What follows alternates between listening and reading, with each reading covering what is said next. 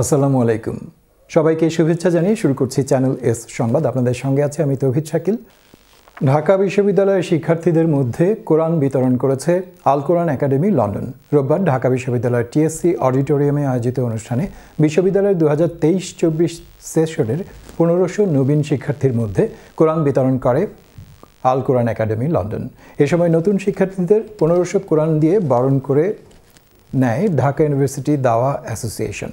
অনুষ্ঠানের প্রধান অতিথি ছিলেন আল কোরআন একাডেমি লন্ডনের চেয়ারম্যান ডক্টর হাফিজ মুনির উদ্দিন আহমেদ, বিশেষ অতিথি ইসলামিক আলোচক প্রফেসর ডক্টর মোহাম্মদ মুক্তার আহমেদ, শিক্ষাবিদ ও বাংলাদেশ ইনস্টিটিউট অফ ইসলামিক থটের মহাপরিচালক ডক্টর এম আব্দুল আজিজ, ঢাকা বিশ্ববিদ্যালয়ের সহকারী প্রক্টর এবং সহকারী অধ্যাপক রফিকুল ইসলাম, ম্যানেজমেন্ট ইনফরমেশন সিস্টেমের সহকারী অধ্যাপক আরিফুল ইসলাম অপু সহ দাওয়া অ্যাসোসিয়েশনের নেতৃবৃন্দ।